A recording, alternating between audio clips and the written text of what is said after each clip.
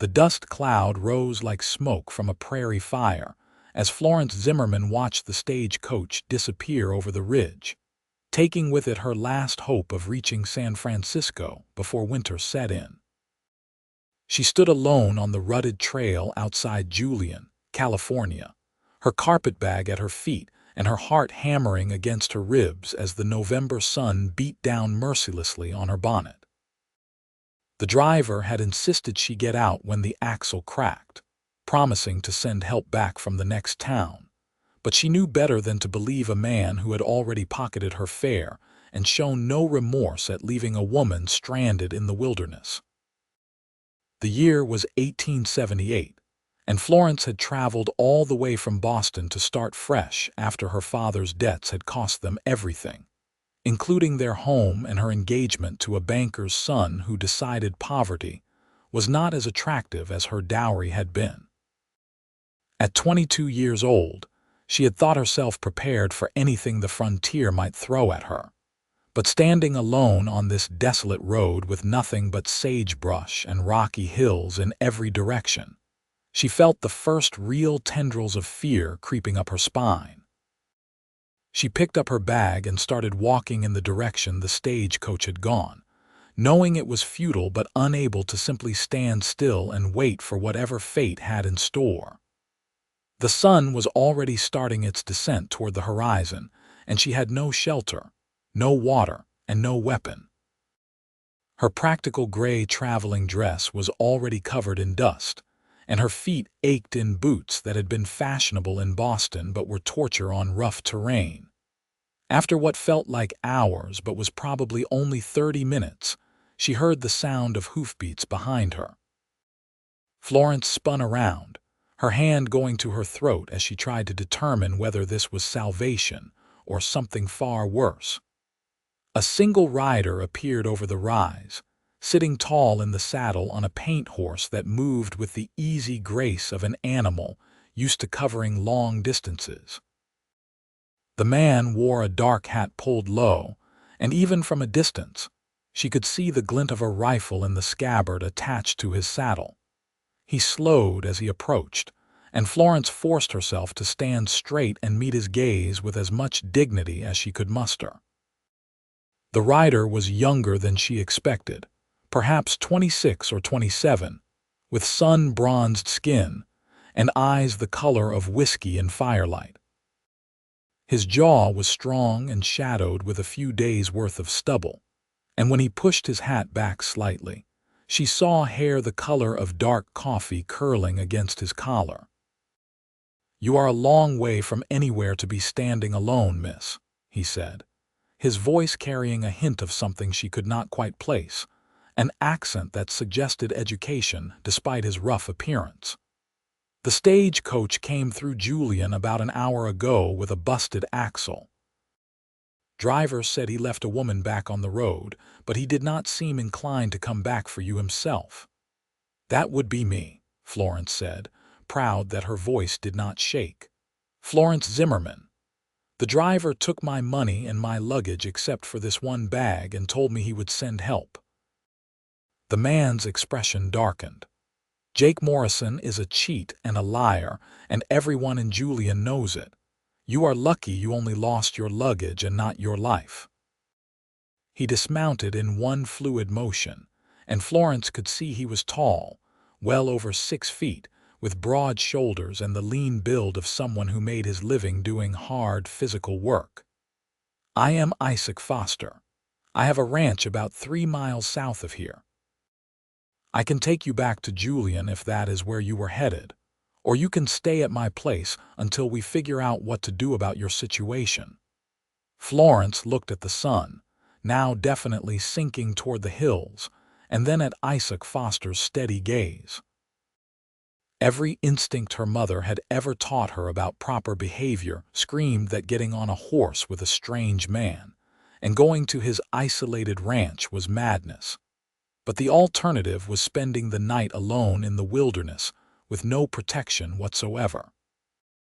"I would be grateful for shelter," she said carefully, "though I must tell you I have no money to pay for your hospitality, Everything I owned was in my trunk on that stagecoach.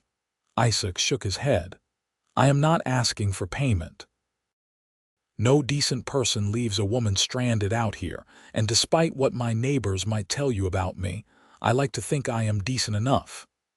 He took her carpetbag and secured it behind his saddle, then offered her his hand. Can you ride? Not very well, Florence admitted, and never astride. Today you learn. He helped her up onto the horse, then swung up behind her with an ease that spoke of years in the saddle. Florence found herself pressed back against his chest, his arms coming around her to hold the reins, and she felt her face flame with embarrassment, despite the practicality of the situation.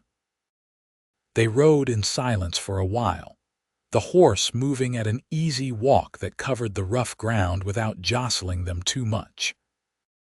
Florence was acutely aware of the warmth of Isaac's body behind her, the strength in the arms that held her steady when the horse navigated a particularly rocky section of trail. She tried to focus on the landscape instead, noting the way the scrub oak and manzanita gave way to scattered pines as they climbed higher into the hills. What were you planning to do in San Francisco?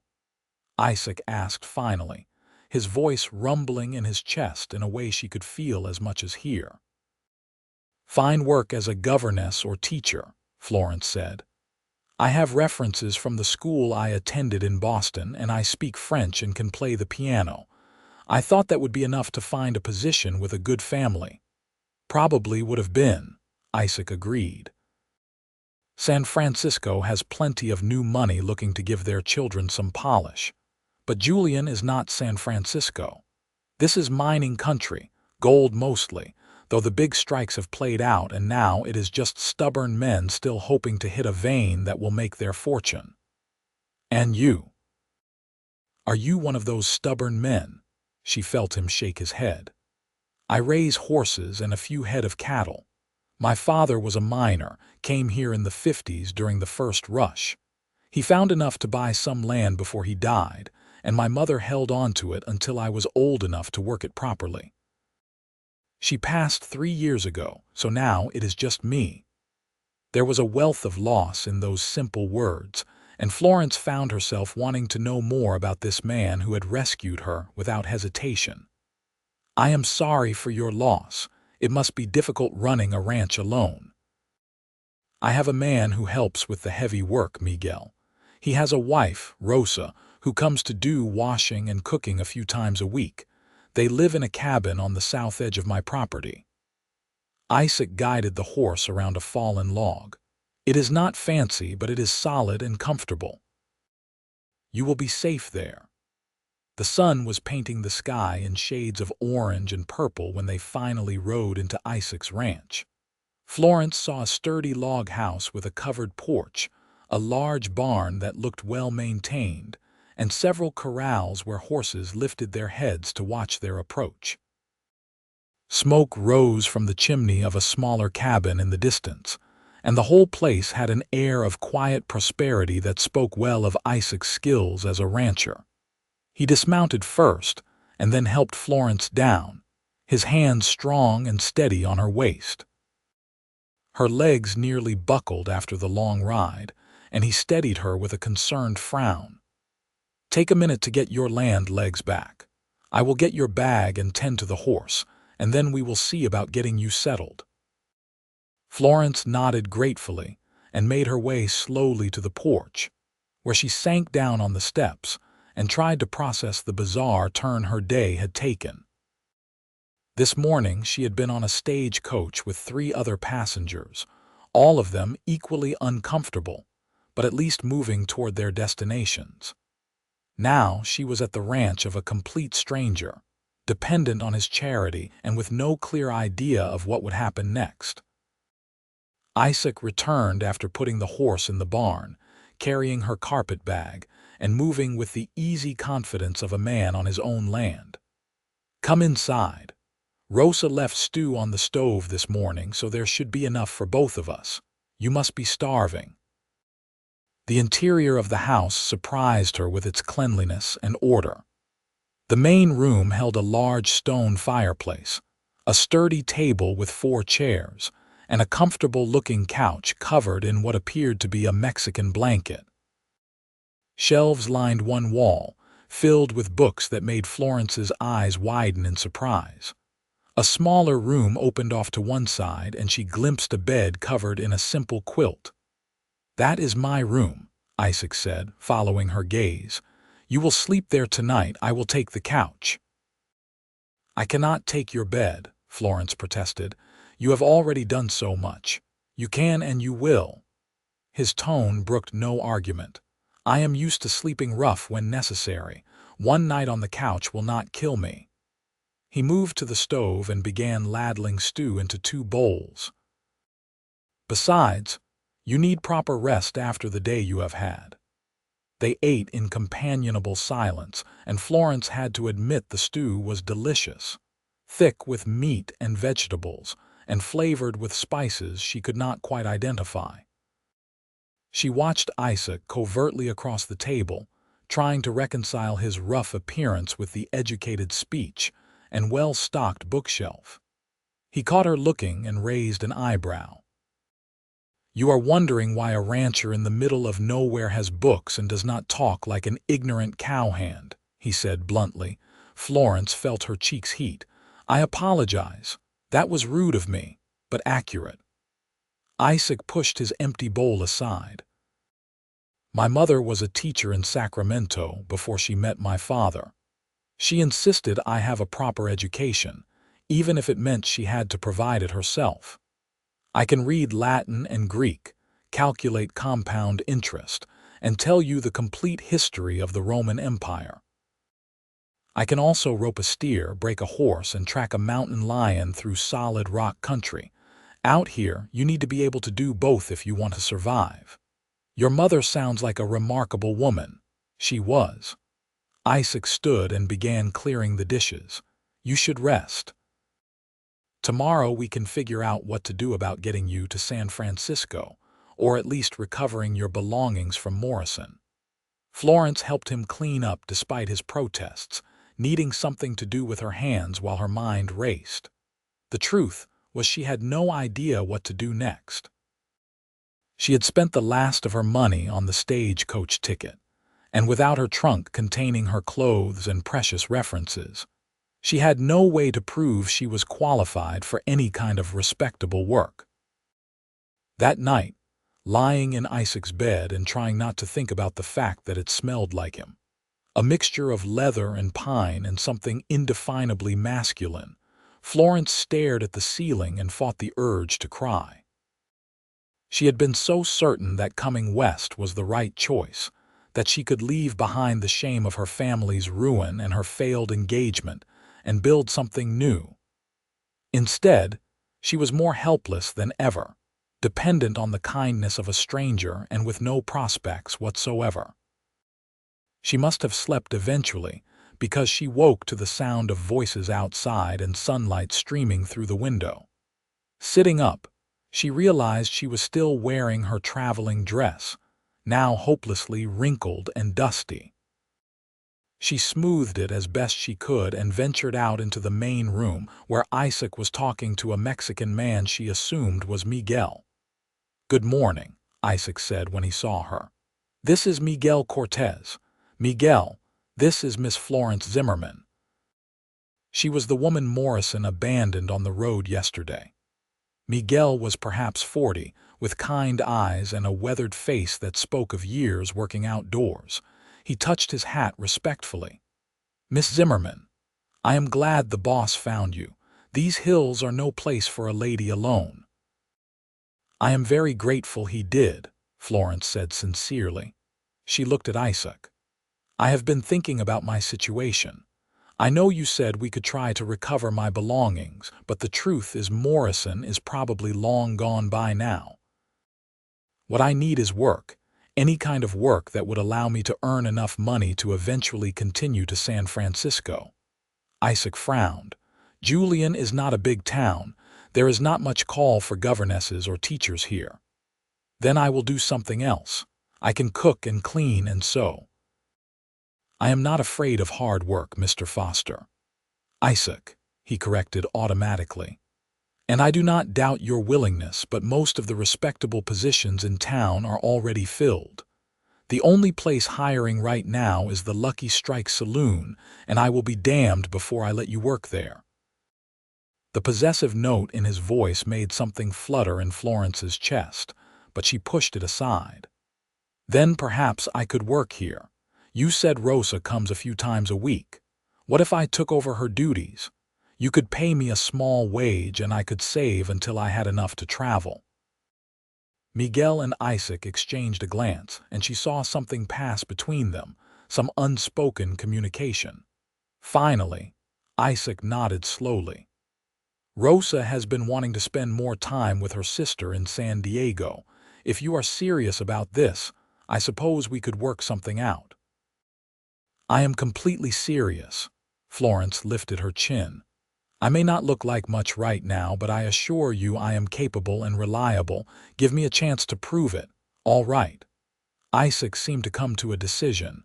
We will try it for a week, see how it goes. I will pay you what I was paying Rosa and you can have the bedroom. But I want to be clear about something, Florence. This is a business arrangement, nothing more. You work for me, you live under my roof, and you follow my rules. In return, I will treat you with respect and make sure you are safe. Understood. Understood, Florence agreed, though something in his intense gaze made her pulse quicken in a way that had nothing to do with business arrangements. Over the next week, Florence threw herself into her new role with determination. She rose before dawn to make breakfast for Isaac and Miguel, keeping the coffee hot and the biscuits fresh while they discussed the day's work. She cleaned the house from top to bottom, discovering that Isaac had let things slide into comfortable bachelor untidiness, and washed and mended his clothes, appalled at the state of some of his shirts. Isaac watched her work with an expression she could not quite read, sometimes amused and sometimes something darker, more intense. He was unfailingly polite, treating her exactly as he had promised, with respect and courtesy. But there were moments when their hands brushed passing a plate, or when she looked up to find him watching her, that the air between them seemed to crackle with something unspoken. By the end of the week, Florence had to admit to herself that her feelings about staying at the ranch had become complicated. She no longer thought of it as a temporary stop on the way to San Francisco. Instead, she found herself lingering over breakfast to hear Isaac and Miguel discuss the horses, or spending her afternoons on the porch with mending so she could watch Isaac work the young colts in the corral. He was magnificent with the animals, patient and firm, and never cruel. She watched him gentle, a skittish yearling that had been born wild, spending hours simply standing in the corral until the horse grew comfortable with his presence, then gradually introducing touch and movement until the colt was following him like a dog. "You are good with them," she said one afternoon when Isaac came in dusty and tired from working with a particularly stubborn mare. "They are honest," he replied, accepting the cup of water she offered. "A horse will not lie to you or pretend to be something it is not. If it trusts you, that trust is real. If it is afraid, you know exactly where you stand." Florence heard the bitterness in his voice and wondered what had happened to make him prefer horses to people. Over dinner that night, emboldened by the glass of wine he had poured for both of them, she asked him directly. Isaac was quiet for a long moment, turning his glass in his hands. "I was engaged once," he said finally, 5 years ago to a girl I had known since we were children. Catherine was beautiful and charming, and I thought I loved her. But when my mother got sick, and I had to use most of my savings to pay for doctors and medicine, Catherine decided she would rather marry a man from San Diego who had struck silver in Nevada. She told me she had not signed up to be a poor rancher's wife. "I am sorry," Florence said softly, That must have been painful. It taught me something important. Isaac met her eyes across the table. People will disappoint you, but the land will not. Animals will not. Do good work, treat them right, and they will never abandon you for someone with a bigger bank account. Florence thought of her own failed engagement, of Charles who had professed eternal love right up until the moment her father's creditors came knocking. I understand more than you might think. My fiancé in Boston decided he preferred his reputation to keeping his promises. Then he was a fool. Isaac's voice was fierce. Any man who would let you go over something as meaningless as money has rocks for brains. The intensity in his gaze made Florence's breath catch. They were venturing into dangerous territory, acknowledging something that had been building between them since that first day on the road. She knew she should change the subject, remind them both that this was a business arrangement, but she could not seem to make herself look away. Isaac, she started, then stopped, unsure of what she even wanted to say. He stood abruptly. I should check on the horses one more time before bed. Thank you for dinner. It was excellent as always. He was gone before she could respond, and Florence sat alone at the table feeling like she had just missed something important. That night, she lay awake listening to the sound of him moving around in the main room, settling on the couch, and wondered how much longer they could maintain the fiction that she was simply an employee and nothing more. The morning brought an unexpected visitor. Florence was kneading bread dough when she heard horses approaching and looked out to see 3 men riding up to the house. Isaac emerged from the barn, and she saw his body language change, becoming tense and guarded. She wiped her hands and went to the door, staying just inside as Isaac greeted the men. The leader was older, perhaps 50, with steel gray hair and expensive clothes that marked him as a man of means. The 2 men with him had the look of hired guns, their hands resting casually near their pistols. "Foster," the older man said without preamble, "I am here to make you another offer for your land, a generous offer. $5,000 for the whole spread, livestock included. And I am here to give you the same answer I have given you 3 times before, Garrett," Isaac replied, his voice hard. "My land is not for sale. You are being foolish." The man, Garrett, shifted in his saddle. "The mining companies want this area for expanded operations. They will get it one way or another. Better to sell now while you can still get something for it. The gold on my land is mine, and I have no interest in selling to men who will tear it apart and leave nothing but scars. Now get off my property." Garrett's eyes narrowed, and for a moment Florence thought he might argue further. Then his gaze shifted to where she stood in the doorway, and his expression changed to something calculating. "I see you have a new housekeeper, Foster. Pretty thing.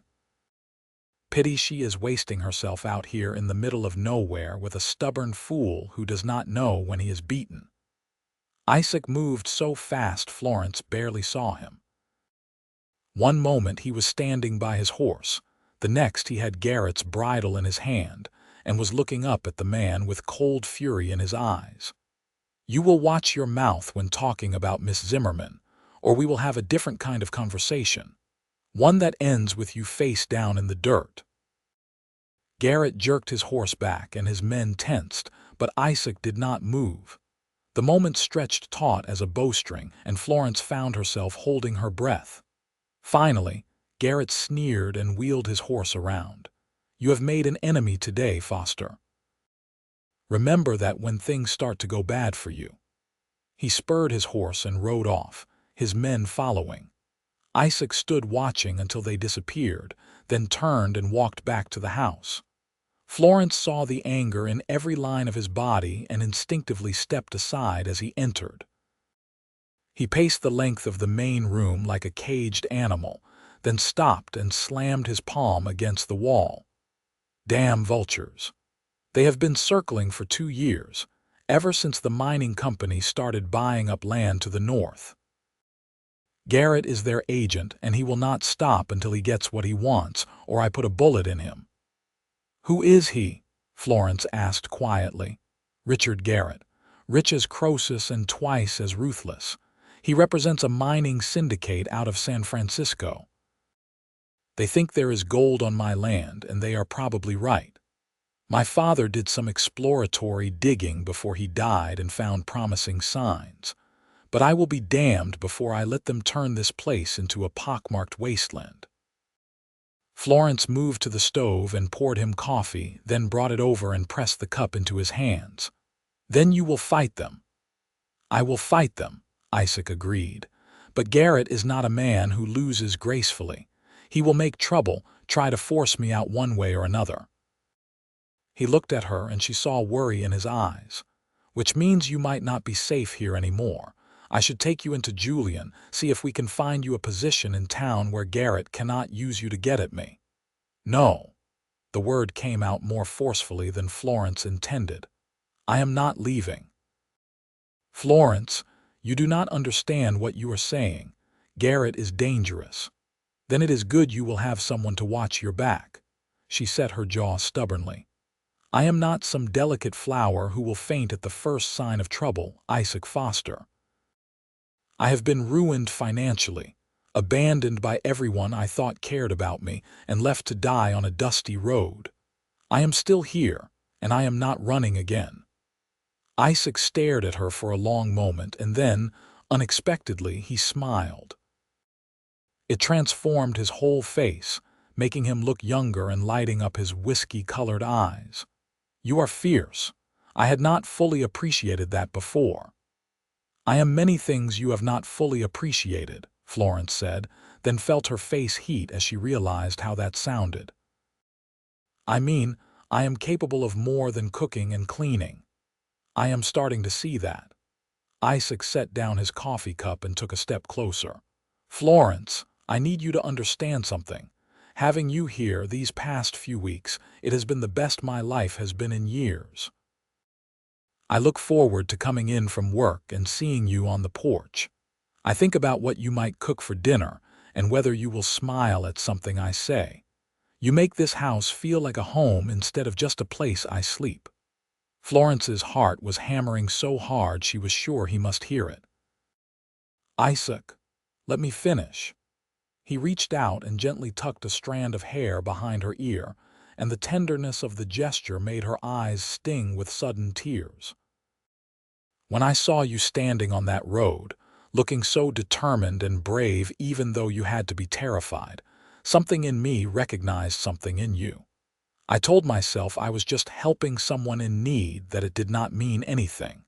But I was lying to myself. What does it mean?" Florence whispered. "It means I do not want you to leave. Not to go to San Francisco, not to work in town, not ever. It means I want you to stay here with me, not as an employee but as my wife. If you will have me." Florence felt the world tilt sideways. "We have known each other less than a month." "I know. It is crazy and impulsive and probably a dozen other kinds of foolish, but I also know that I have never felt about anyone the way I feel about you. You are strong and smart, and you do not take nonsense from anyone, including me. You make me laugh, and you make me want to be better than I am. And when Garrett looked at you today, I wanted to tear him apart with my bare hands for daring to speak your name. That is very—" Florence searched for the right word. "Violent." Isaac laughed, a rough sound that held an edge of desperation. "This is the frontier, Florence.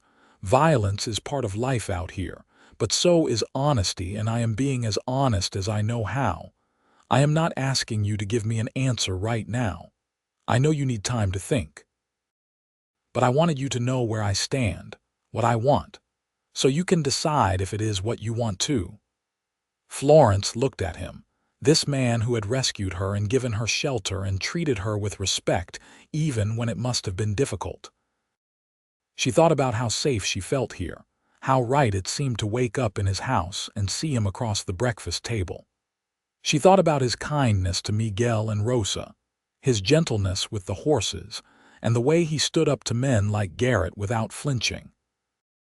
She thought about his smile, rare but devastating when it appeared, and the sound of his voice when he read aloud from one of his books in the evening.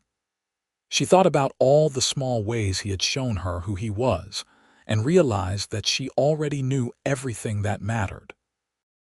"I do not need time," she heard herself say. "The answer is yes." Isaac went very still. "Yes. Yes, I will marry you.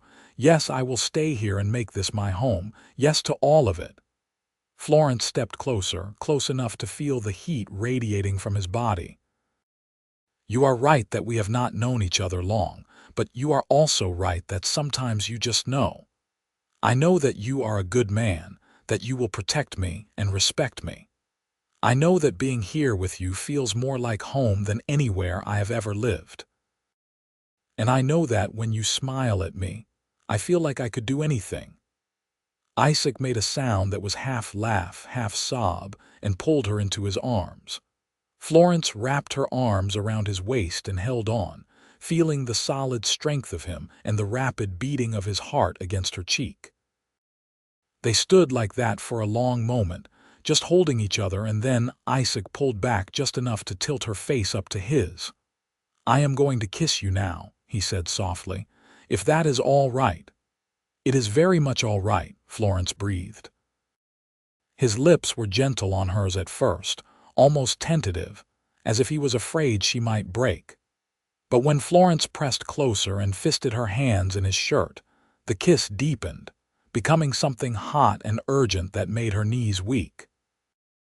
Isaac kissed like he did everything else, with complete focus and an intensity that made her feel like the only woman in the world. When they finally broke apart, both breathing hard, Isaac rested his forehead against hers. "We should do this properly. I should court you, take you to dances in town, give you time to be sure."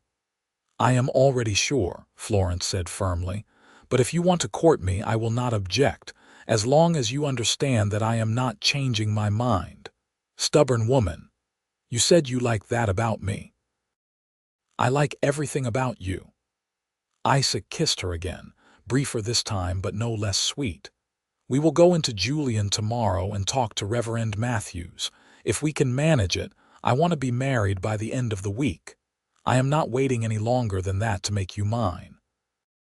The possessiveness in his voice should have alarmed her, Florence thought dimly. Instead, it sent a thrill through her entire body. "The end of the week sounds perfect." They told Miguel and Rosa that evening, and both seemed delighted but not particularly surprised. "I told Miguel 2 weeks ago that you were going to marry the boss," Rosa said, hugging Florence tightly. "Any fool could see the way he looks at you." "How does he look at me?" Florence asked, curious. Rosa smiled. "Like you are water and he has been wandering the desert for years." The next few days passed in a blur of activity. Isaac took Florence into Julian to meet Reverend Matthews and arrange the wedding. The town was small but bustling, built on the gold that had been found in the hills around it. The main street was lined with shops and saloons, and Florence saw plenty of rough-looking miners mixed with more respectable townsfolk. Reverend Matthews was a kindly older man who seemed pleased to be performing a wedding.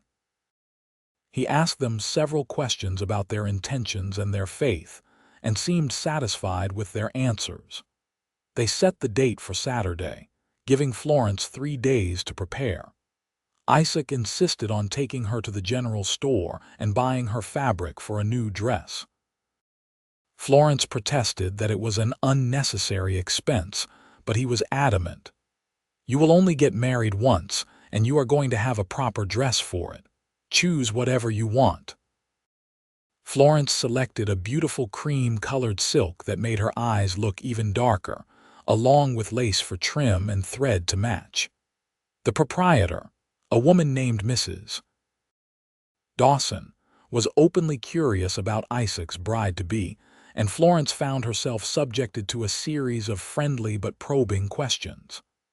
"I heard you were working out at the Foster place. Mrs. Dawson said as she measured out the fabric. Quite a change from Boston, I imagine. News traveled fast in a small town, Florence realized. It has been an adjustment, but I am happy here. Isaac is a good man, even if he does keep to himself too much. His mother was a dear friend of mine. She would have been pleased to see him settled with a nice girl. Mrs. Dawson wrapped the fabric in brown paper and tied it with string. You watch out for Richard Garrett, though. He has been making trouble for Isaac, and he does not strike me as a man who gives up easy. I will, Florence promised, taking the package. Isaac was waiting for her outside, talking to Miguel, who had driven them into town in the wagon. He smiled when he saw her, that rare, full smile that made her heart skip, and helped her up into the wagon seat. "Everything you need?" he asked. "Everything and more." Florence settled her skirts and looked at the fabric in her lap. "You are too generous, Isaac." "Not possible." He clicked to the horses and they started moving. "Besides, I have been saving money for years with nothing to spend it on but feed and equipment. Might as well use it for something that makes me happy." On the way out of town, they passed the Lucky Strike saloon, and Florence saw a man standing on the porch watching them. She recognized Richard Garrett, and when he saw her looking, he touched his hat in a mocking salute. Isaac's jaw tightened, but he did not slow the wagon. "Ignore him," Florence said softly. "He wants to get a rise out of you. He is succeeding." But Isaac kept driving, his hands steady on the reins. That evening, Florence began work on her wedding dress while Isaac and Miguel repaired fence line damaged by a recent storm. Rosa came over to help with the sewing, and the two women worked companionably in the fading light. "You love him," Rosa said. Not a question, but a statement. Florence nodded, unable to deny it even though she was still getting used to the idea herself. "I do. Is that foolish?" "Not foolish. Fast maybe, but not foolish. The heart knows what it wants." Rosa tied off a thread and examined her stitching. "Miguel and we married after knowing each other only 2 weeks. My father was furious, said I was throwing my life away on a poor ranch hand. But I knew Miguel was a good man, and I was right. We have been married 20 years now, and I have never regretted it for a moment." "I hope Isaac and I are that lucky," Florence said. "You will be." Rosa patted her hand. "He is different since you came, lighter somehow. Miguel says he sings while he works now. Isaac Foster singing, I never thought I would see the day." The image made Florence smile. She had heard Isaac humming occasionally, usually when he thought she was not paying attention, but actual singing was new information. It pleased her to think she had that effect on him. The dress came together beautifully over the next 2 days. Florence worked late into the night by lamplight, determined to have it finished in time. The silk fell in graceful folds from a fitted bodice, and the lace trim at the collar and cuffs added an elegant touch. It was not as elaborate as the dress she would have worn in Boston, but it suited her new life better, practical but still beautiful. On Friday evening, Isaac knocked on the bedroom door and asked if he could come in. Florence had just finished the last hem and was holding the dress up to admire it. "That is beautiful," Isaac said softly from the doorway. "You are going to be the most stunning bride Julian has ever seen." "You are not supposed to see it before the wedding," Florence protested, but she was pleased by his reaction. "I am not going to follow that rule." Isaac crossed to her and took the dress gently, hanging it on the hook by the window so the moonlight caught the silk. Then he took both her hands in his. "Florence, I want you to know that if you are having second thoughts, if any of this is happening too fast, you can tell me. I will wait as long as you need." "I am not having second thoughts," Florence assured him. "Are you?" "God, no. If anything, I wish we were getting married tonight so I did not have to spend one more night sleeping on that damned couch knowing you are in the next room." He flushed. "Sorry." "That was improper," Florence laughed. "Isaac, we are getting married tomorrow. I think we can be a little improper." She reached up and cupped his face, feeling the rasp of stubble against her palm. "I want this. I want you. I have never been more certain of anything." He kissed her then, deep and thorough, one hand tangling in her hair while the other pulled her close. Florence felt heat pool low in her belly, and her knees went weak. When Isaac trailed kisses down her neck, she heard herself make a sound she had never made before, something between a gasp and a moan. "We should stop," Isaac said against her skin, though he made no move to pull away. "You deserve better than being seduced the night before your wedding." "What if I want to be seduced?"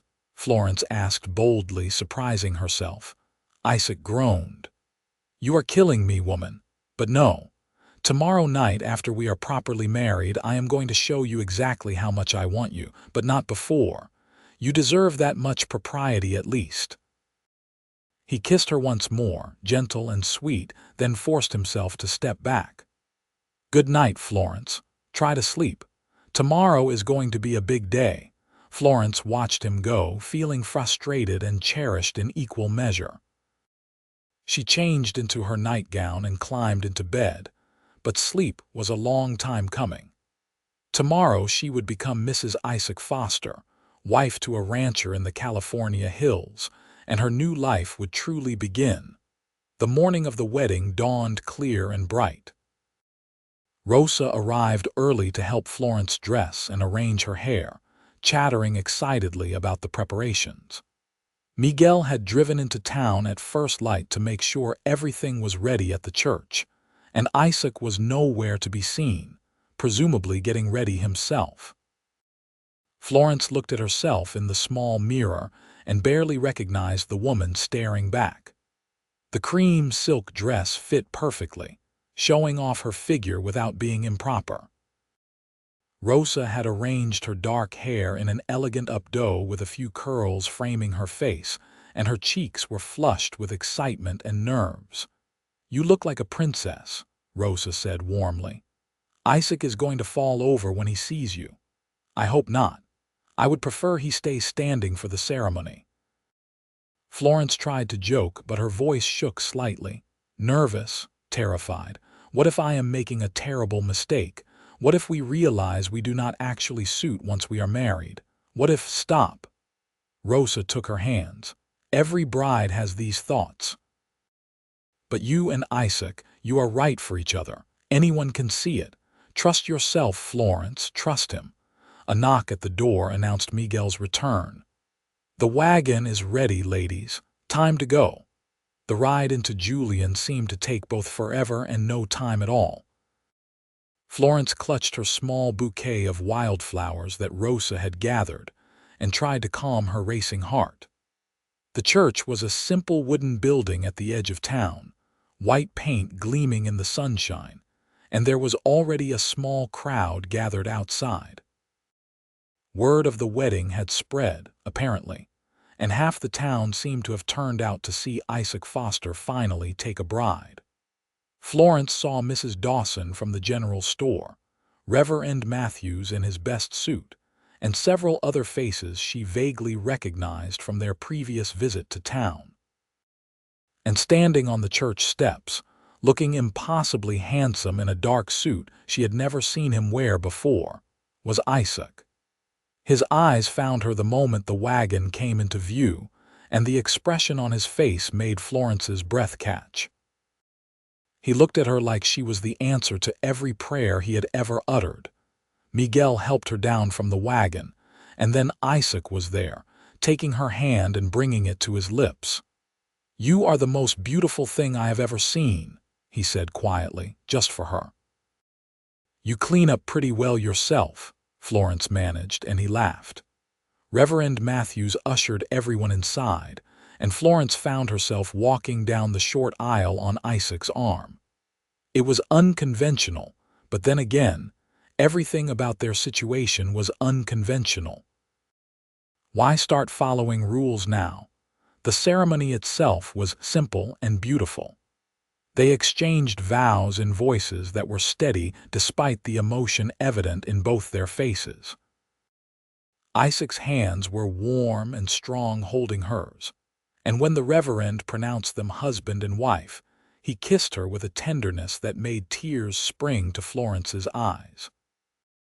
The small crowd cheered, and then they were being swept outside into the sunshine and subjected to handshakes and congratulations from people Florence barely knew.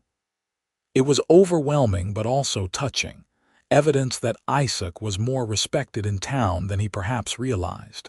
Mrs. Dawson had organized a small reception at her house, and the wedding party moved there for cake and punch. Florence stood at Isaac's side, his arm around her waist, and accepted good wishes from what felt like every person in Julian. She was introduced to the banker, the doctor, the schoolteacher, and a dozen other townsfolk, trying to remember names and faces while her mind was still reeling from the fact that she was now married. Richard Garrett did not attend, for which Florence was grateful. His absence was noted by several people, usually with a sniff of disapproval, and she gathered that his aggressive land-buying tactics had not made him popular. As the sun began to set, Isaac leaned down and whispered in her ear, "Can we leave now? I have been patient all day, but I am reaching my limit." Florence felt her cheeks heat but nodded. They made their excuses and thanked Mrs. Dawson for her hospitality, then climbed into the wagon for the ride back to the ranch. Miguel and Rosa had left earlier to give them privacy, and Florence was acutely aware that she was now alone with her husband, heading home to their wedding night. "Nervous?" Isaac asked as they drove through the gathering dusk. "A little," Florence admitted. "I have never. I mean, my mother tried to tell me what to expect, but she was not very specific." Isaac's expression softened. "We will go as slow as you need. I am not going to do anything you are not ready for, all right?" Florence nodded, grateful for his consideration but also anxious to overcome her nervousness.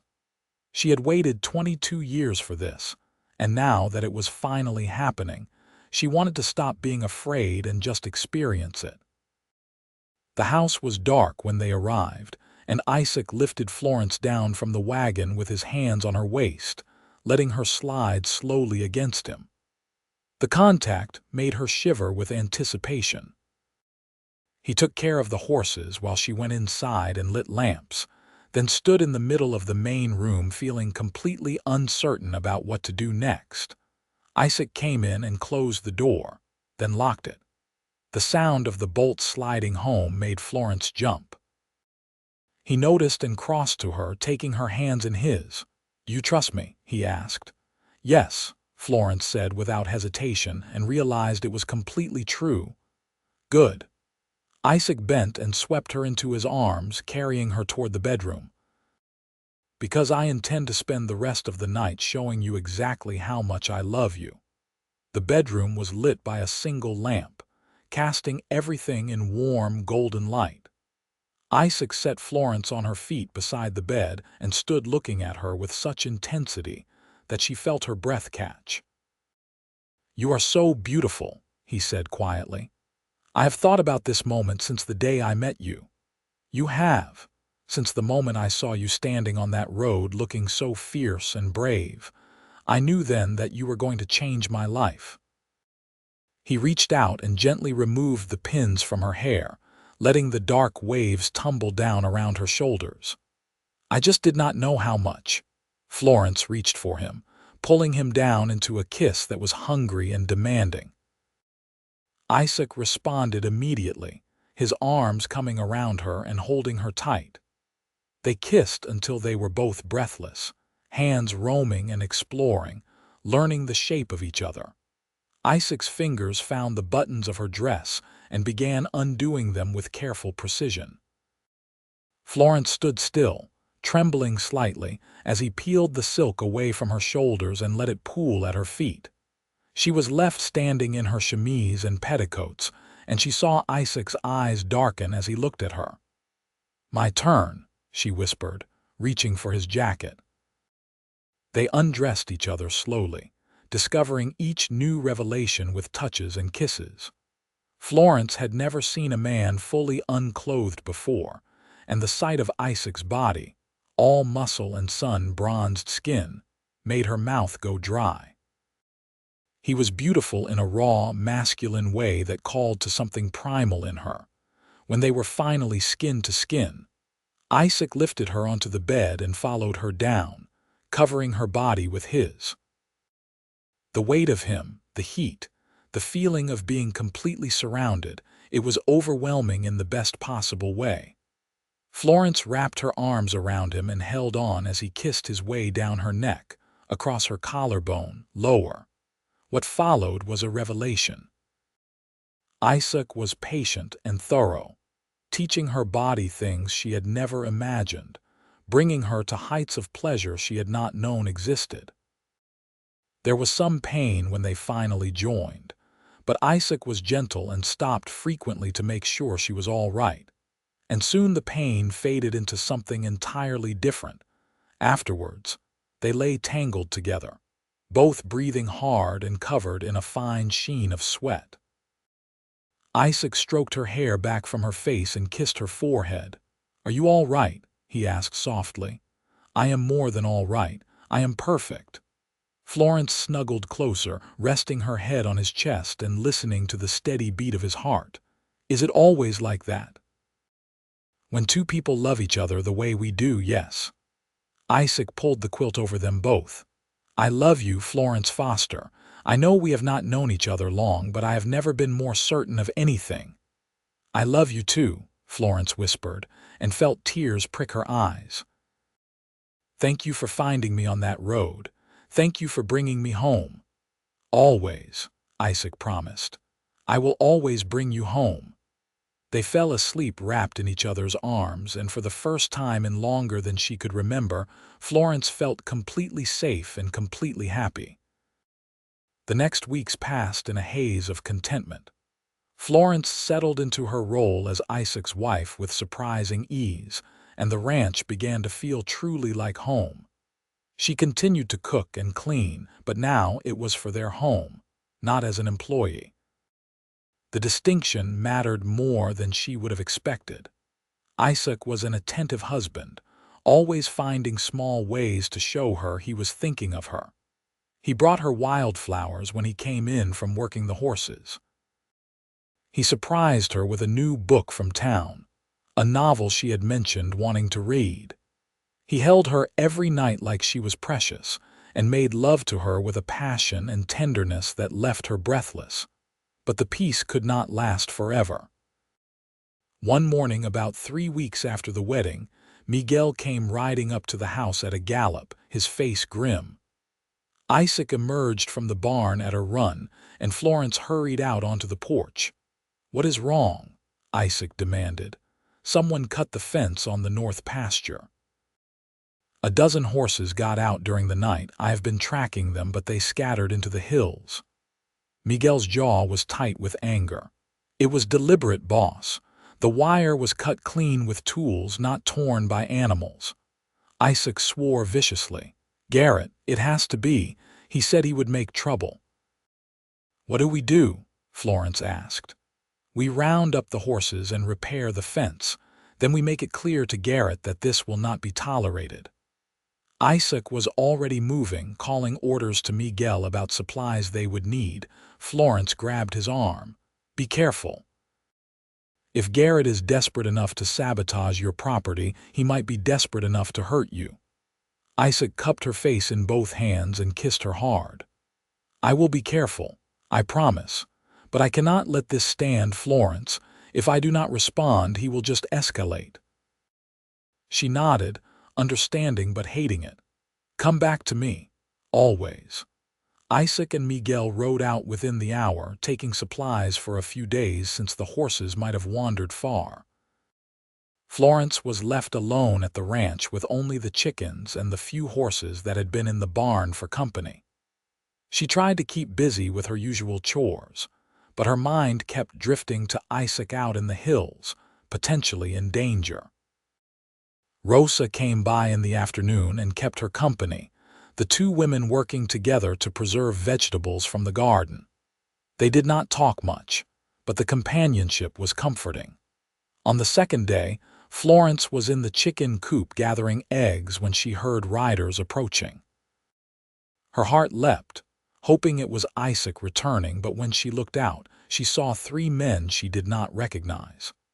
They had the hard, dangerous look of men who made their living with their guns, and she felt a bolt of fear. She backed quietly out of the coop and made her way toward the house, hoping to reach the rifle Isaac kept loaded inside. But one of the men saw her and called out, "You there? You are Foster's wife, right?" Florence stopped, knowing it was pointless to run. "What do you want?"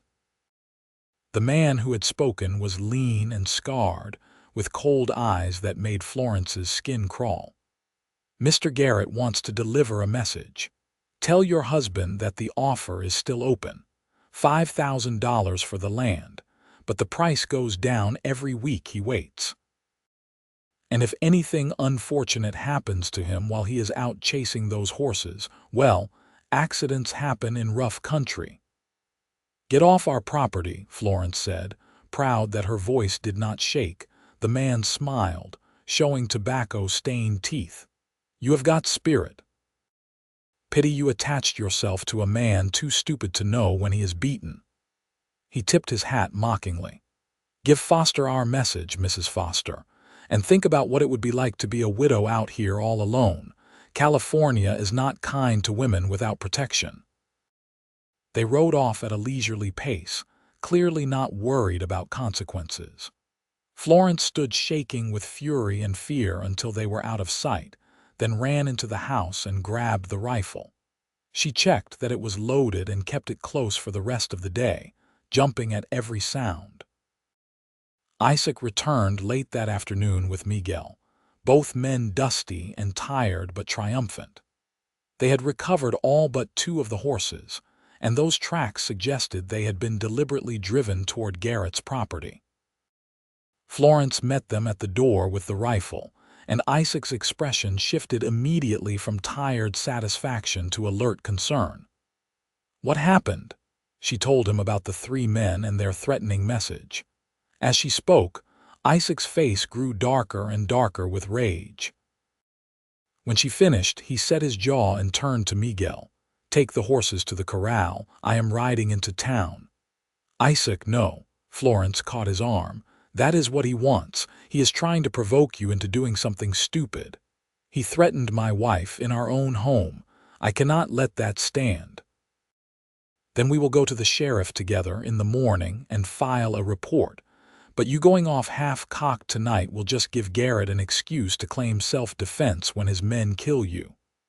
Florence planted herself in front of him. "I need you alive, Isaac Foster. Please do not make me a widow over this." Isaac looked at her for a long moment, then pulled her into his arms and held her tight. She felt him shaking, whether with rage or fear she could not tell. "I am sorry. I should never have left you alone. You had to get the horses, and I was fine. But we need to be smart about this." Florence pulled back enough to look up at him. "We will go to town tomorrow and make an official report.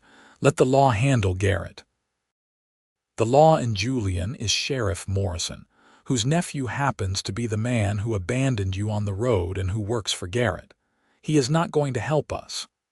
But Isaac's voice had lost some of its sharp edge. "Then we will find someone who will.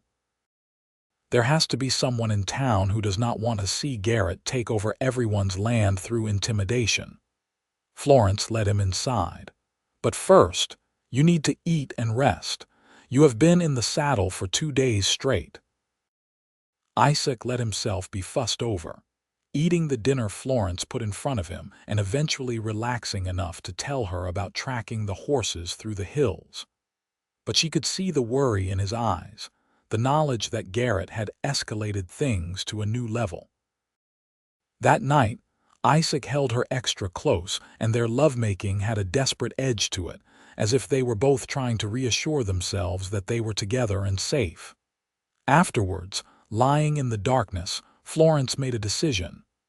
I want to learn to shoot, she said quietly. Isaac stirred beside her. What? The rifle. I want you to teach me how to use it properly.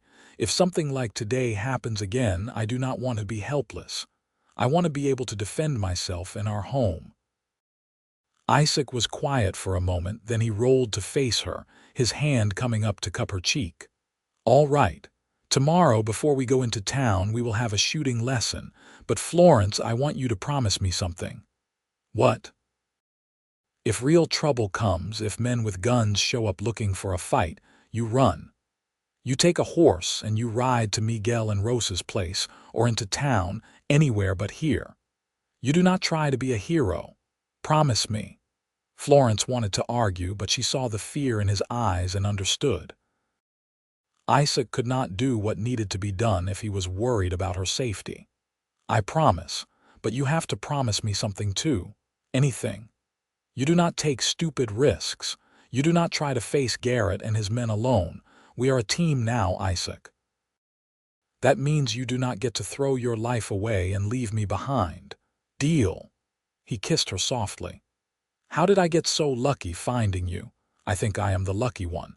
Not many men would have stopped for a stranded woman on a dusty road. Any decent man would have. But you did more than stop. You took me home and gave me a place to belong. Florence tangled her fingers with his. You gave me everything, Isaac, and you gave me a reason to fight for this place. Before you came, I was just going through the motions, doing the work because it needed doing but not really caring about the future. Now I have something worth protecting. Someone worth protecting.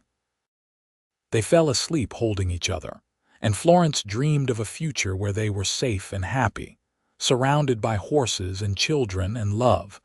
Morning brought bright sunshine and a sense of purpose. After breakfast, Isaac took Florence out behind the barn and set up targets, old cans and bottles lined up on a fence rail.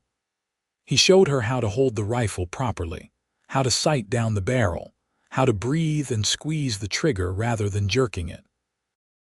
Florence's first shot went wide, the recoil nearly knocking her backwards. Isaac steadied her, his hands on her shoulders, and talked her through it again.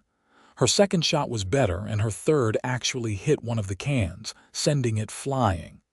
Good, Isaac said, pride evident in his voice. You are a natural. A few more sessions and you will be able to hit whatever you aim at. They practiced for another hour, until Florence's shoulder was sore from the recoil, but she was hitting more targets than she was missing. Isaac pronounced himself satisfied, and they went inside to clean up before heading to town. Julian was busy on a Saturday morning, the streets full of miners and ranchers coming in for supplies and companionship. Isaac tied the wagon in front of the sheriff's office, a small building with peeling paint and a bored-looking deputy sitting outside. Sheriff Morrison is not here, the deputy said before Isaac could even speak. He rode out to investigate a claim dispute over near Banner. When will he be back? Isaac asked. The deputy shrugged. Could be today, could be next week. Leave a message if you want. Isaac and Florence exchanged glances. This was clearly going nowhere. They were turning to leave when a voice called out. Isaac Foster, I heard you had a bit of trouble with some fence cutting. They turned to see a man in his 30s approaching, well-dressed and carrying himself with quiet authority. Isaac's expression showed recognition. Judge Harrison, I did not know you were in town. Circuit Court, I am here for the next few days handling cases. Judge Harrison looked at Florence with interest. And you must be the bride I have heard so much about. Samuel Harrison at your service. Florence shook his offered hand, liking the intelligence and kindness in his eyes. Florence Foster, pleased to meet you, Judge. Walk with me, Harrison suggested. Tell me about your trouble. They strolled down the main street while Isaac explained the situation, the cut fence, the threatening visit, Garrett's ongoing campaign to force him to sell. Harrison listened carefully, asking occasional questions but mostly just absorbing information. "Richard Garrett is a problem," he said finally. "I have heard complaints about his tactics from several ranchers, but without proof, without witnesses willing to testify, my hands are tied. Morrison will not move against him because Garrett owns him, and I cannot bring charges without evidence. So we are just supposed to wait until he escalates to actual violence." Isaac's frustration was evident. "No, you document everything. Every threat, every act of vandalism, every confrontation. Get witnesses when possible. Build a case that is so solid even Morrison cannot ignore it." Harrison stopped and looked at them both seriously. "But I will tell you something else. Garrett is trying to provoke you into attacking him so he can claim self-defense when his men kill you. Do not give him that satisfaction." "That is what I told Isaac," Florence said. Harrison smiled at her. "You are a smart woman, Mrs. Foster. Keep being smart. Keep your husband alive. And if things get truly dangerous, come find me.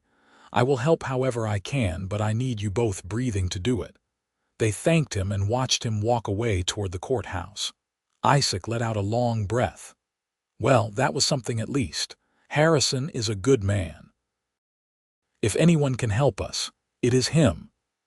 "But in the meantime, we wait and document," Florence said. "And we are careful." They completed their errands in town, stocking up on supplies and stopping by the general store where Mrs. Dawson fussed over Florence and asked how married life was treating her. Florence assured her it was wonderful, which was true despite the complications, and accepted a jar of preserves as a belated wedding gift. On the way out of town, they passed the building that housed Garrett's office. The man himself was standing outside talking to two well-dressed men who looked like they had money. He saw Isaac and Florence and smiled, a predator's expression that made Florence's skin crawl. "Keep driving," she murmured to Isaac, and was proud when he did exactly that, not rising to the bait. But Garrett called out anyway. "Think about my offer, Foster. The price drops next week, and who knows what other unfortunate accidents might happen around your place. Be a shame if anything happened to that pretty wife of yours." Isaac's hands tightened on the reins, but he kept the wagon moving. Florence put her hand over his, a silent message of support and solidarity. They did not speak until they were well out of town. "I want to kill him," Isaac said quietly. "I want to put a bullet between his eyes and solve this problem permanently. I know, but that is not who you are. You are better than that." Florence squeezed his hand. "We will find another way." The weeks that followed were tense but peaceful on the surface. Isaac and Miguel repaired the fence with heavier wire and added patrols, taking turns riding the property line each night to watch for trouble. Florence continued her shooting lessons and found she had a genuine talent for it, becoming accurate enough that Isaac started leaving her alone at the ranch without as much worry. Garrett made no more overt moves, but his men were frequently seen riding near the property line, a constant reminder of the threat hanging over them. Isaac documented everything in a ledger, dates and times and descriptions of each incident, building the case Judge Harrison had suggested. In the midst of the tension, there were moments of perfect happiness. Florence woke each morning next to the man she loved, worked beside him during the day, and fell asleep in his arms each night. They talked about the future, about maybe expanding the horse breeding operation, about children someday when things were more settled. 3 months after their wedding, Florence realized her monthly courses had not come. She waited another week to be sure, then told Isaac over dinner one evening, unable to keep the news to herself any longer. "I think I am pregnant," she said, watching his face carefully. Isaac went very still, his fork halfway to his mouth. Then he set it down carefully and looked at her with such wonder and joy that Florence felt tears spring to her eyes. "You are sure?" "As sure as I can be without seeing a doctor. But all the signs are there." Isaac was around the table in an instant, pulling her up into his arms and spinning her around. "We are going to have a baby. Florence, we are going to have a baby." She laughed and clung to him. "I was hoping you would be happy." "Happy? I am ecstatic." He set her down gently, then immediately looked worried. "Should you be on your feet? Should you be resting? What do pregnant women need?" "Pregnant women need their husbands to stop panicking," Florence said with amusement. "I am fine, Isaac." Pregnant women worked farms and ranches for thousands of years before modern medicine. "I am not going to break." But Isaac was already planning, talking about bringing in someone to help with the heavy work, about making sure she saw a doctor regularly, about preparing a nursery. Florence let him fuss, touched by his concern and excited despite her own fears about childbirth. They rode into Julian the next day to see Dr. Winters, who confirmed Florence's suspicions and pronounced her healthy and likely about 2 months along. He gave her a list of things to avoid and what to expect as the pregnancy progressed, and warned Isaac not to smother her with overprotectiveness. "Pregnant women are not invalids," Dr. Winters said firmly. "Let her do what feels comfortable and she will be fine. The human race survived this long because women are tougher than we give them credit for." Isaac took the advice to heart, though Florence caught him watching her constantly with a mixture of protectiveness and wonder. She found it endearing rather than annoying, this evidence of how much he cared.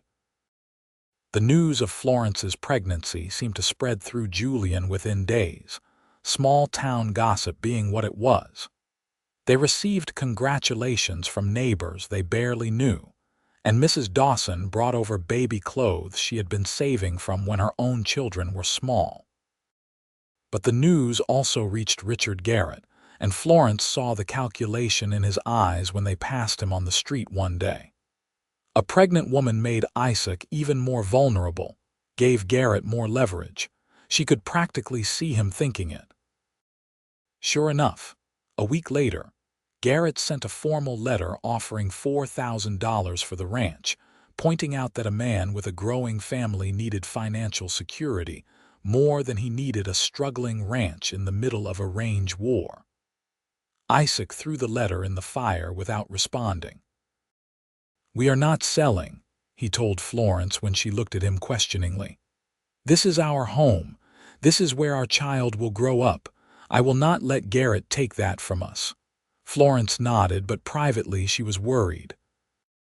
Garrett was clearly not going to give up, and now they had more to lose than ever.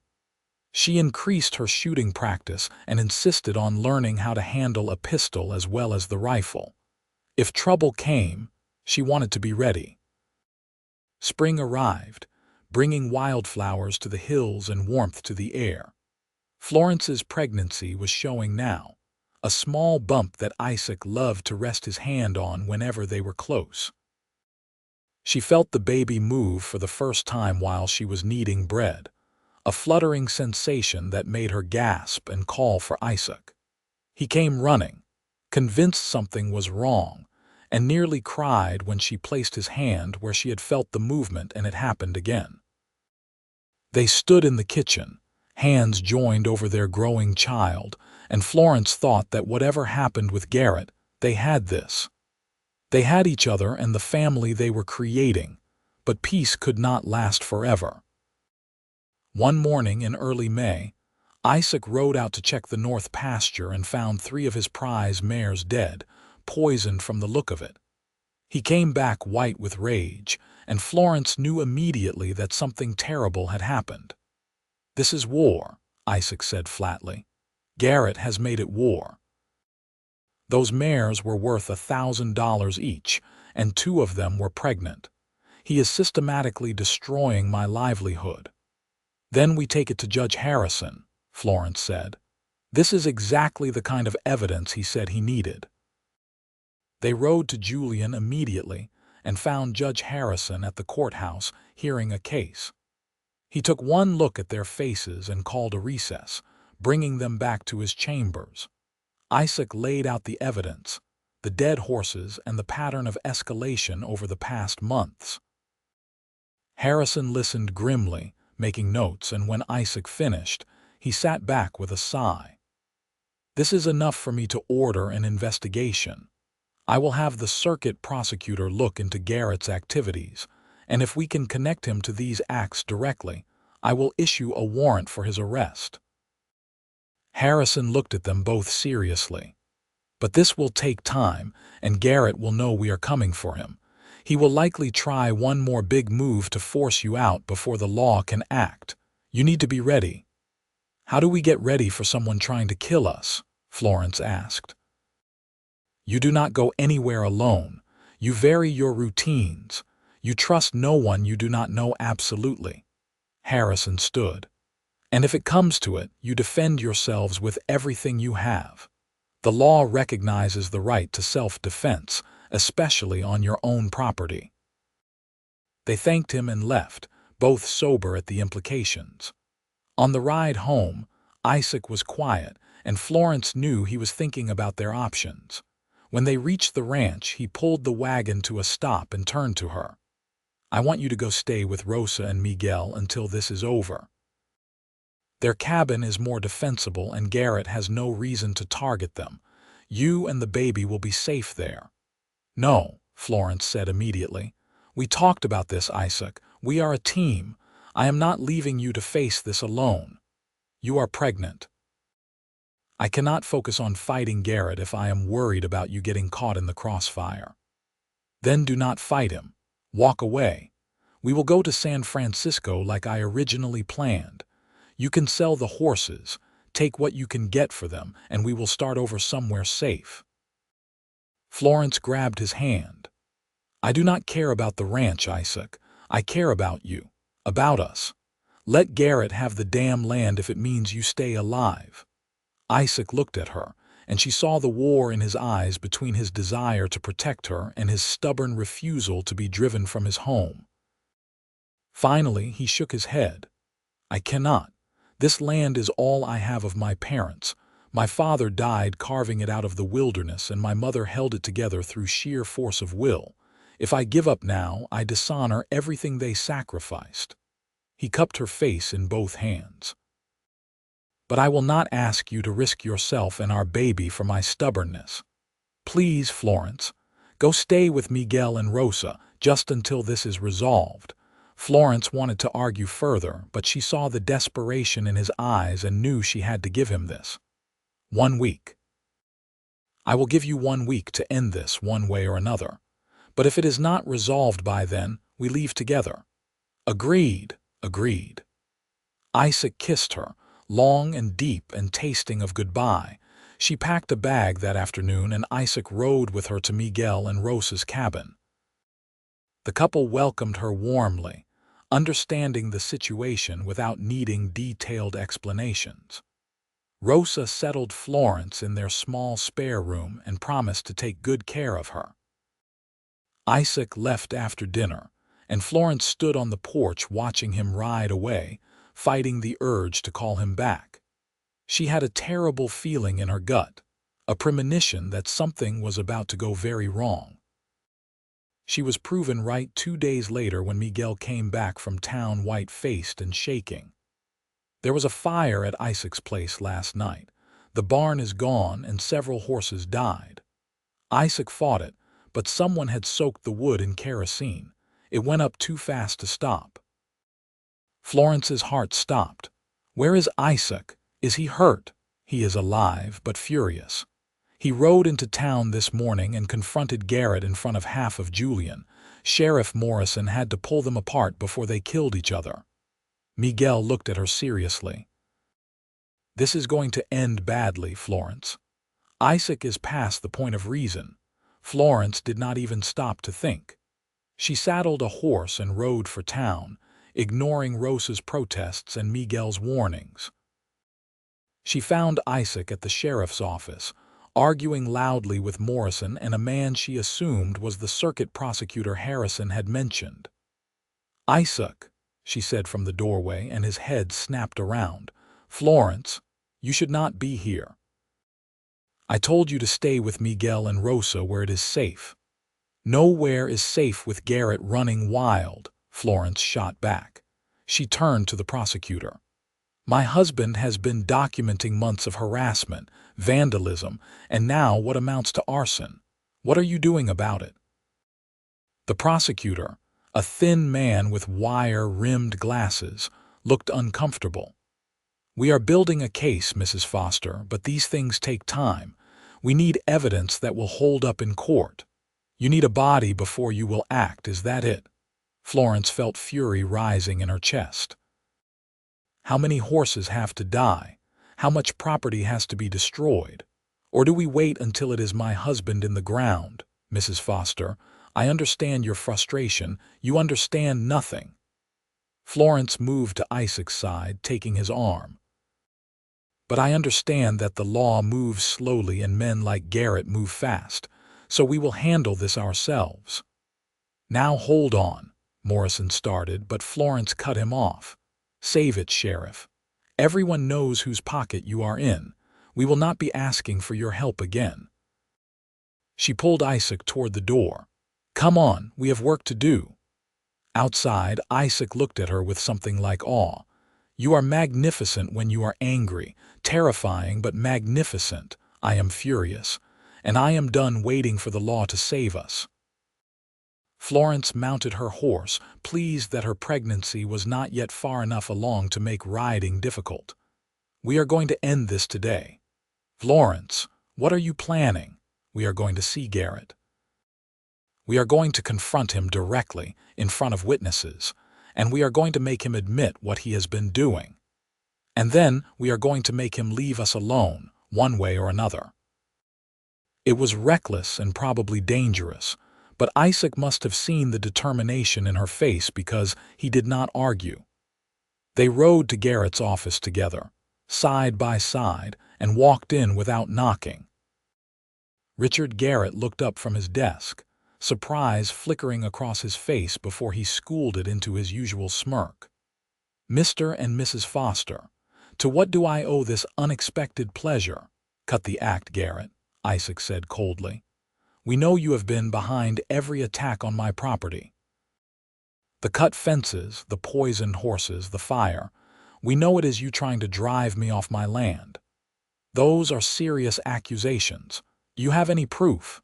Garrett leaned back in his chair, completely at ease. "We have months of documentation and a judge who is very interested in your business practices," Florence said. "But we are not here to threaten you with the law." Garrett raised an eyebrow. "Then why are you here?" "To make you a counter-offer," Florence continued, ignoring Isaac's surprised look. "You want Isaac's land because you think there is gold there. You are probably right, but what you do not have is time. Judge Harrison is already investigating you, and sooner or later, he is going to find evidence that puts you in prison. Get to the point, Mrs. Foster.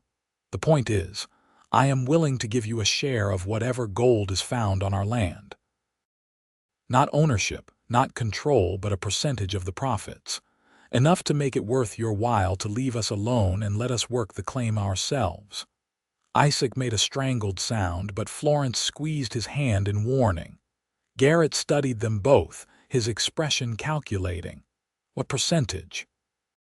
20%, and you leave us alone. No more attacks, no more harassment. We file the proper mining claims and work the land legally, and you get your cut without any of the work or risk." Florence met his eyes steadily. "Everyone wins. Except I would have to trust you to deal fairly, which seems unlikely given how much you hate me." But Garrett was considering it, she could tell. "We will put it in writing. A legal contract, witnessed and filed with the county. You will have everything you need to take us to court if we cheat you, but in return, you leave us and our property alone." Florence paused. "It is this or wait for Harrison to build his case, and we both know what that outcome will be." Garrett was silent for a long moment. Then he smiled, and this time it reached his eyes. "You are a smart woman, Mrs. Foster. Smarter than your husband, certainly. All right, I accept your terms. 20%, legal and documented. And I will even throw in compensation for the horses and the barn I had nothing to do with destroying." His tone made it clear he absolutely had been responsible. Call it a gesture of good faith. They hammered out the details right there, with Garrett's clerk drafting a contract that Florence read carefully before allowing Isaac to sign. When it was done, they had a legal agreement that gave Garrett a financial stake in their success while removing his motivation to destroy them. Outside, Isaac pulled Florence into an alcove and stared at her. "What just happened? Did you just make a deal with the devil?" "I made a deal that keeps you alive and gives us a chance to actually mine the gold on our land instead of just raising horses," Florence said. "Is it ideal? No, but it solves the problem, Isaac. Garrett gets what he wants, we keep our land and our lives, and everyone moves on." Isaac shook his head in wonder. "I was prepared to fight him, possibly die fighting him, and you just talked him into a partnership." "It is not a partnership, it is a business arrangement that benefits everyone, and it keeps our baby from growing up without a father." Florence put his hand on her belly where their child was growing. "This is more important than pride, Isaac. Our family is more important." He pulled her close, careful of her belly, and held her tight. "I do not deserve you. You know that, right? Probably not, but you are stuck with me anyway." Florence pulled back enough to look up at him. "Can we go home now? I am exhausted, and I would really like to sleep in our own bed." The ranch looked worse in daylight than Florence had imagined. The barn was a blackened skeleton, still smoking in places. The horses that had survived were in the corrals, huddled together nervously. But the house was intact, and that was something. They spent the next weeks rebuilding, using the compensation money from Garrett to hire workers and get things back in order faster than they could have managed alone. Miguel supervised the construction of a new barn while Isaac dealt with the mining claim paperwork. Florence had been partially right about the gold. When they brought in a professional mining engineer to assess the property, he found a promising vein that suggested significant deposits. Not enough to make them wealthy overnight, but enough to provide a good income if worked carefully. True to his word, Garrett left them alone. Florence saw him occasionally in town, and they nodded politely to each other like civilized business associates. It was strange but infinitely better than waiting for the next attack. Summer arrived, bringing heat and wildflowers and the steady progress of Florence's pregnancy. Her belly grew round and full, and she felt the baby move constantly now, little kicks and pushes that made her laugh. Isaac was endlessly fascinated, spending hours with his hand on her stomach feeling their child move. "I hope it is a boy who looks like you," Florence said one evening as they sat on the porch watching the sunset. "I hope it is a girl who looks like you," Isaac countered. "Imagine, a daughter with your courage and intelligence. She would be unstoppable. She would also have you wrapped around her little finger from birth."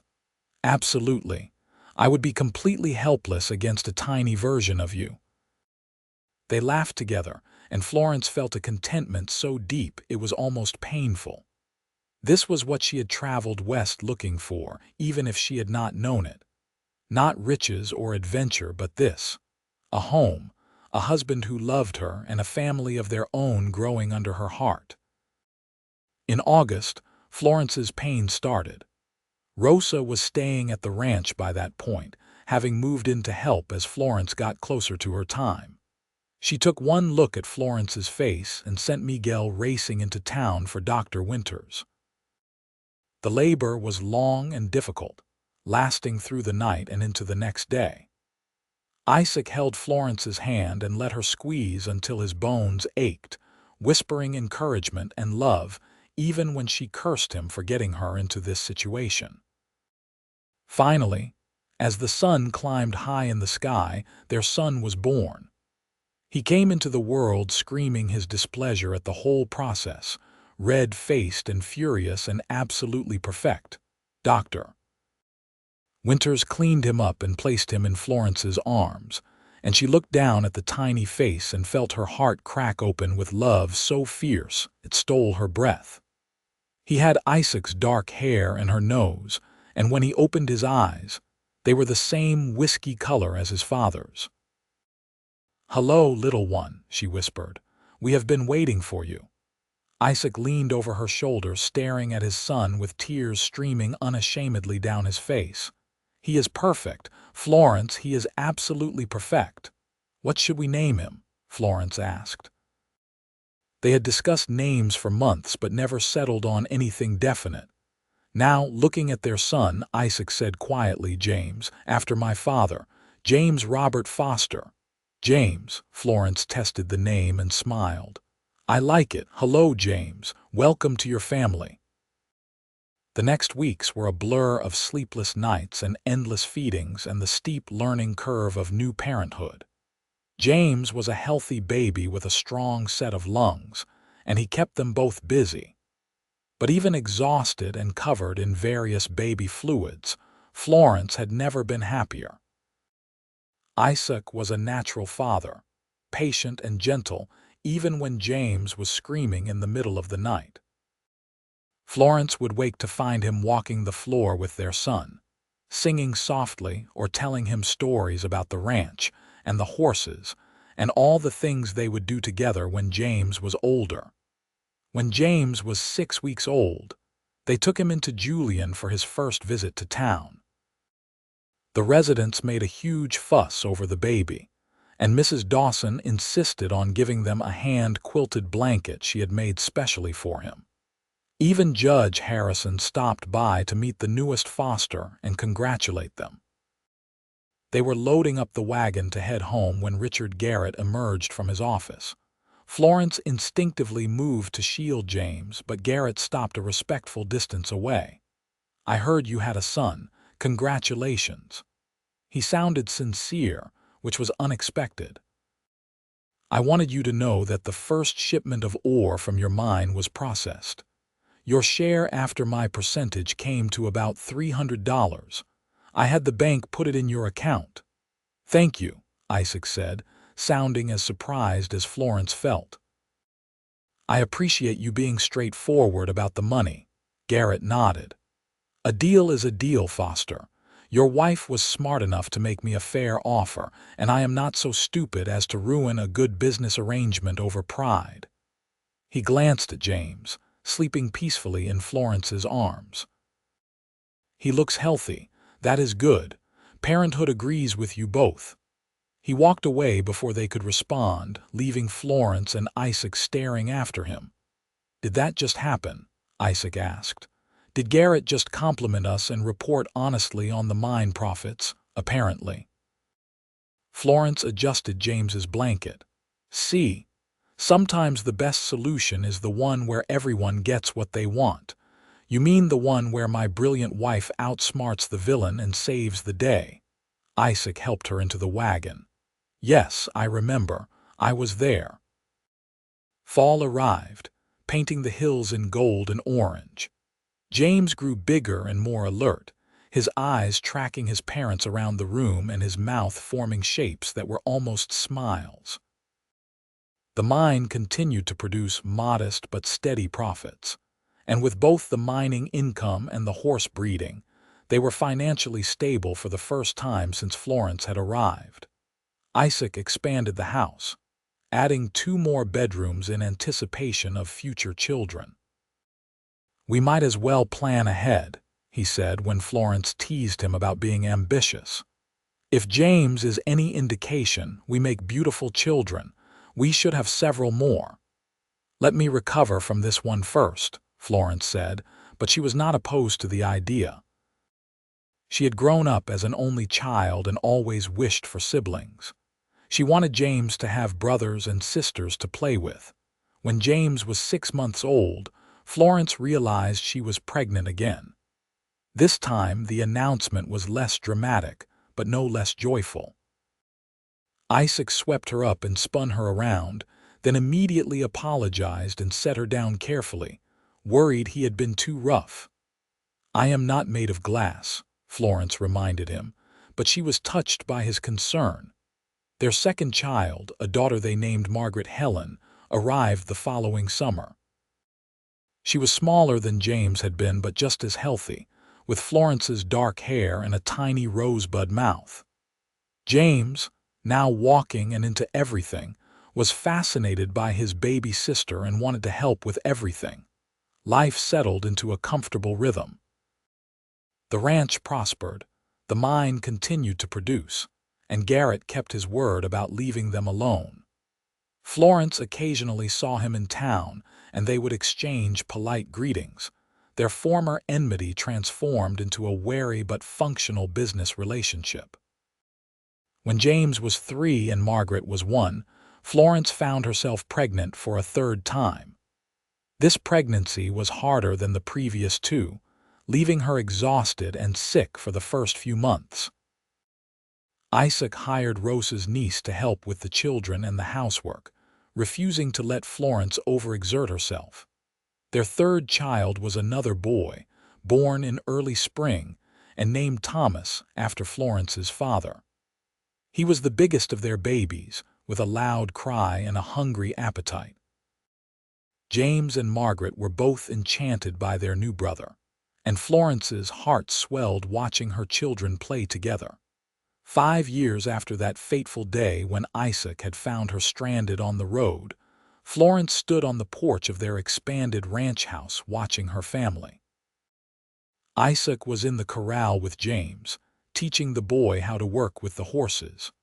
Margaret was helping her plant flowers in the garden, chattering away about everything and nothing. And Thomas was napping in his cradle, finally peaceful after a morning of fussing. The ranch spread out around them, prosperous and well-maintained.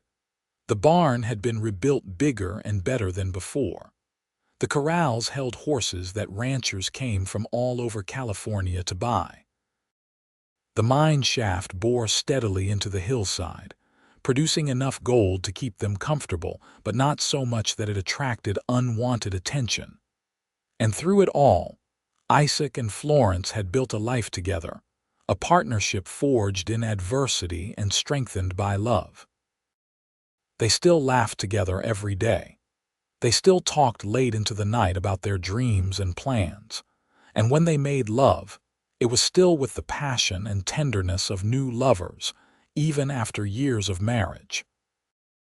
Miguel and Rosa had built a house nearby and were like family, helping with the children and the ranch work.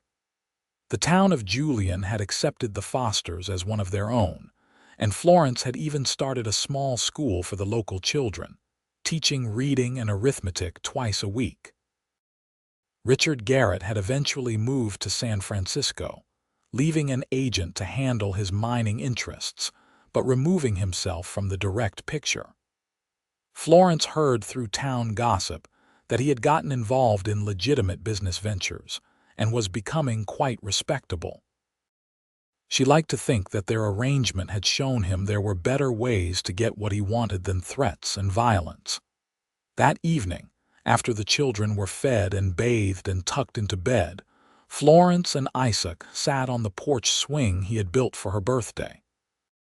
The sun was setting in brilliant shades of orange and purple, painting the hills in gold. "You ever think about what would have happened if I had not been riding that road the day you were stranded?" Isaac asked, his arm around her shoulders. "Sometimes, but I try not to dwell on it. The universe put you exactly where you needed to be when I needed you most." Florence leaned into him. "Do you ever regret it, taking in a strange woman you knew nothing about?" "Not for a single second. You are the best thing that ever happened to me, Florence Foster. You and our beautiful children and this life we have built together." Isaac kissed the top of her head. "I love you more every day, which should not be possible but somehow is. I love you too. Always will." Florence looked out at their land, their home, their future. Thank you for not letting me leave, even when things got hard. I could never let you leave. You have been mine since the moment I saw you standing on that dusty road looking so fierce and determined." Isaac's voice was warm with affection and certainty. "I took you home and I kept you, and I will spend the rest of my life grateful that you stayed." They sat in comfortable silence as the stars began to appear, listening to the sounds of their ranch settling down for the night. Horses nickering in the corrals, the distant howl of a coyote, the gentle creak of the swing, and the quiet breathing of their children sleeping safely inside. Florence thought about the girl she had been, stranded and desperate and afraid on a road in the middle of nowhere. That girl could never have imagined this life, this happiness, this bone-deep contentment that came from being exactly where she was meant to be. She had set out for San Francisco looking for work and survival. Instead, she had found love, home, family, and a future brighter than any she could have dreamed. And it had all started because a good man had refused to leave her stranded, had taken her home, and had loved her enough to never let her go. As if reading her thoughts, Isaac squeezed her shoulder and said softly, "Come inside. It is getting cold and I want to hold you while we sleep." Florence stood and took his hand, letting him lead her into their home where their children dreamed and their future waited. Behind them, the ranch spread out under the stars, a testament to hard work, stubborn determination, and the transformative power of love. The end was really just another beginning, Florence thought as she climbed into bed beside her husband. Every day with Isaac was a new chapter in their story, and she could not wait to see what came next. She fell asleep wrapped in his arms, safe and loved and home at last, knowing that whatever challenges life brought, they would face them together. Just as they always had, from that first moment on the dusty road to this perfect moment and all the moments still to come. Their love story was not conventional or simple. It had been born of necessity and desperation, of chance meetings and bold choices. But it had grown into something real and lasting, a foundation strong enough to build a life on. And every night, when Isaac held her close and whispered that he loved her, Florence remembered being stranded and alone and afraid. She remembered the sound of hoofbeats and the sight of a stranger who stopped to help when he did not have to. She remembered taking a chance on an unknown future because staying where she was meant giving up entirely. She remembered all of it, and she was grateful. Because that day, that moment, that decision to trust a stranger had given her everything she never knew she needed. A home, a husband, children, a purpose, and a love that would last the rest of her days. Isaac had found her when she was stranded. He had taken her home. And true to his promise, he had never let her leave, not because he forced her to stay, but because he had given her every reason to choose to remain. And Florence had chosen, every single day, to stay right where she was, in the arms of the man who loved her and the life they had built together. It was enough. It was more than enough. It was everything.